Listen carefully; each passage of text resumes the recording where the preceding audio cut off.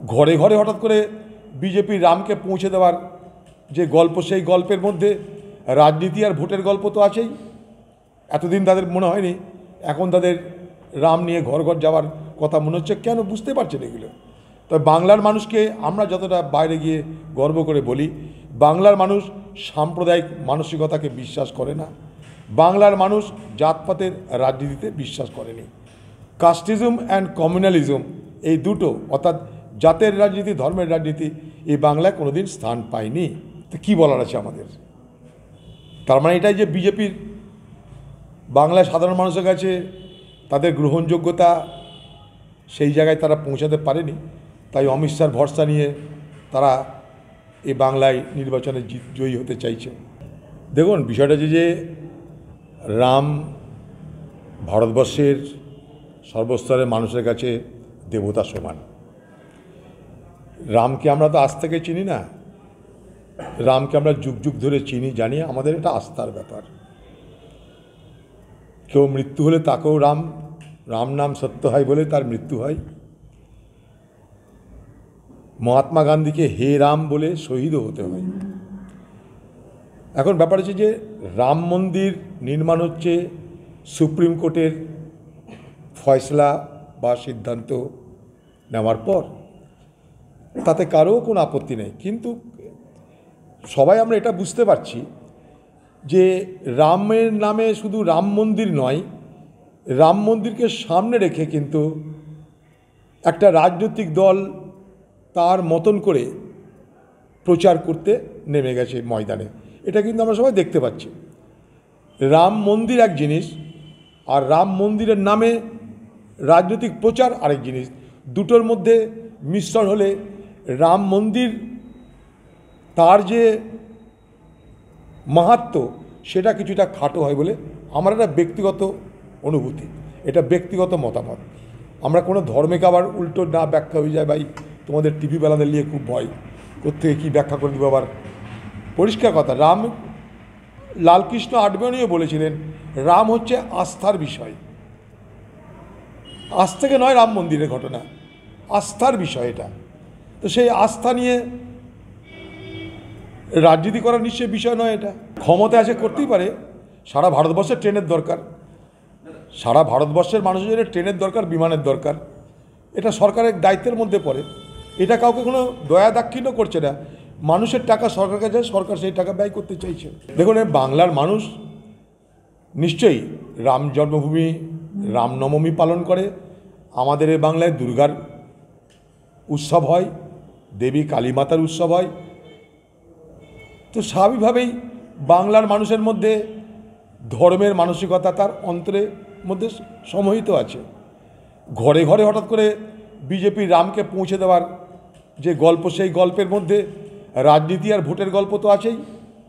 এতদিন তাদের মনে হয়নি, এখন তাদের রাম নিয়ে ঘর ঘর যাওয়ার কথা মনে হচ্ছে। কেন বুঝতে পারছেন এগুলো? তবে বাংলার মানুষকে আমরা যতটা বাইরে গিয়ে গর্ব করে বলি, বাংলার মানুষ সাম্প্রদায়িক মানসিকতাকে বিশ্বাস করে না। বাংলার মানুষ জাতপাতের রাজনীতিতে বিশ্বাস করেনি। কাস্টিজম অ্যান্ড কমিউনালিজম, এই দুটো, অর্থাৎ জাতের রাজনীতি, ধর্মের রাজনীতি, এই বাংলায় কোনোদিন স্থান পায়নি। দেখো, ভোটের আগে মোহন ভাগবতরা আসবে তাদের ভাগ্য নির্ধারণ করার জন্য। মোহন ভাগবত আসবে বিজেপির ভাগ্য তৈরি করার জন্যে। এই বাংলায় এসে আবার ভাষণ হবে। এই বাংলায় সিএ নিয়ে আলোচনা হবে, এনআরসি নিয়ে আলোচনা হবে। ওইদিকে মোদি থাকবে, এদিকে দিদি থাকবে। এ বলবে করব, এ বলবে রুখবো। ভাগ হয়ে যাও, সংখ্যালঘু ভোট। কোথায় নাগরিক আইন আমাদের জানা নাই। কয়েকদিন আগেও আমার কাছে একটা ছেলে এসেছিল, সে হিন্দু, সে বাংলাদেশ চাইছে, তাকে এয়ারপোর্টে থেকে অ্যারেস্ট করতে গেছিল। অথচ সে এই দেশেই আছে 10-15 বছর ধরে। তো কোথায় সিএ গেল জানি না, কোথায় এনআরসি জানি না। এগুলো করা মানে আবার মানুষের মধ্যে বিভ্রান্তি তৈরি করা, সাম্প্রদায়িক বিভাজনকে উস্কে দেওয়া। তাই ভোটের আগে সিএ চলে এসছে, কা করতে করতে চলে এসছে। আমি অনেক আগে বলেছিলাম মুর্শিদাবাদের মানুষকে, এনআরসি মরেনি, নাগরিক আইনও মরেনি। ভোট আসলে আবার তারা জেগে উঠবে। যদি জেগে না উঠে, চোখে মুখে জল দিয়ে জাগানো হবে, বাজারে পাঠানো হবে ভোটের জন্য সওদাবাজি করতে। যা বলেছি মিলছে, আরও বাড়বে। নাগরিক আইনের গল্প বাড়বে, এনআরসি গল্প বাড়বে। ওদিকে মোদি খাড়া হবে, এদিকে দিদি খাড়া হবে। আবার বাংলার মানুষকে মোদি আর দিদি তাদের মতন করে ভাগ করে যে যার মতন চলে যাবে। মোদি যাবে দিল্লি, দিদি যাবে কালীঘাট, হয়ে গেল। আর আমরা তো চ্যালেঞ্জ অ্যাকসেপ্ট করে লড়ি এখানটাই। গতবার সে তৃণমূলের হয়ে লেফটেন্যান্ট কর্নেল হয়েছিল, আমাকে হারানোর জন্য এবার বিজেপির হয়ে লেফটেন্যান্ট কর্নেল আসবে। গতবার এই লোকটাই বিজেপি দালালি করতে, এই তৃণমূলের দালালি করে এখান থেকে আমাদেরকে উৎখাত করতে এসেছিল। তখন সে ছিল তৃণমূলের মহানায়ক, তৃণমূলের মহাযোদ্ধা, সাম্প্রদায়িক বিভাজনের রাজনীতি করল। আবার সে যোদ্ধায় আবার পালিয়ে গেছে বিজেপিতে। তো সে যোদ্ধা যে তার নিজের জাতের ঠিক নাই, বংশের ঠিক নাই, বর্ণের ঠিক নাই, ধর্মের ঠিক নাই, পার্টির ঠিক নাই, তো সেখানটা আমরা তার কী জবাব দিতে পারি? তখন ট্র্যাকিং রাখতে হবে না, কখন বিজেপিতে যাচ্ছে, কখন তৃণমূলে যাচ্ছে, ট্র্যাক করা মুশকিল। এই লোকই 2019-এ বিজেপিকে হারাতে এলো, এই লোকই 2023-এ 24-এ এবার তৃণমূলকে হারাতে আসছে। আসুক, ওকে গ্যাস মন্ত্রী করেছে হয়তো মোদি, তাকে যে হতে পারে গ্যাস মন্ত্রীর নাম আমরা নতুন করে জানছি। গ্যাস মন্ত্রী সস্তায় গ্যাস দিবে। সরকারের রোজগার মানে এটা কি? সে তো মানুষের পয়সা দেওয়া রোজগার। সরকার এই রাজ্যে কোথা থেকে রোজগার করবে? আমি কয়েকদিন আগে ভারতবর্ষের পার্লামেন্টে প্রশ্ন তুলেছিলাম যে আপনারা হয়তো অনেকে জানেন না, এই ভারতবর্ষে যারা বড় বড় পুঁজিপতি তারা আজকে দেশ ছেড়ে চলে যাচ্ছে, যাদের বলে নেটওয়ার্থ ইন্ডাস্ট্রিয়ালিস্ট, তারা দেশ ছেড়ে চলে যাচ্ছে, এই দেশে বাণিজ্য করতে চাইছে না তারা। তা মানুষের কাছে আদায় করে তো সরকার চলে, বরং যেটা 45 লক্ষ কোটি টাকার আদায় করে ভেবেছিল সেটা তো কমতে পারে, রেভিনিউ শর্টফল হতে পারে।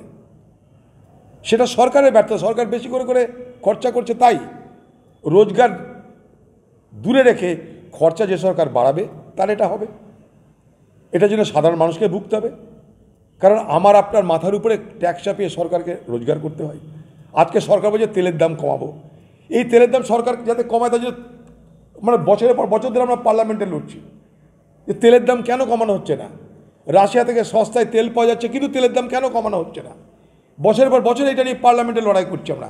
এখন ভোট আসছে, ভোটের মুখে বলছে এবার আমরা কমাতে পারি। সব কিছু ভারতবর্ষ হচ্ছে ভোট কেন্দ্রিক, সমস্যাটা এই জায়গাটাই।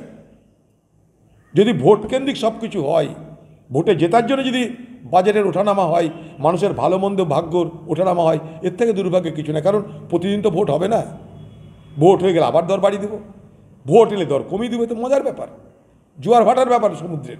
এখন ব্যাপার হচ্ছে দিদি তো সব জায়গায় দিদিমাগিরি করে, তো আমরা কী করতে পারি? দিদি সব জায়গায় ঠিক করছে মোদির বিরুদ্ধে কে দাঁড়াবে, প্রধানমন্ত্রী কী হবে, সে দিদি সব জায়গায় তার মতো করে বাতালা করে। আমরা কী করার আছে? এই বাতালা দেখতে অভ্যস্ত আমরা, এই নাটক দেখতে অভ্যস্ত আমরা। যার কোনো মাথা নাই মুন্ডু নাই, বলে দিল একটা কথা, কী আছে? খবরের কাগজে নাম তো উঠে গেল, হয়ে গেল।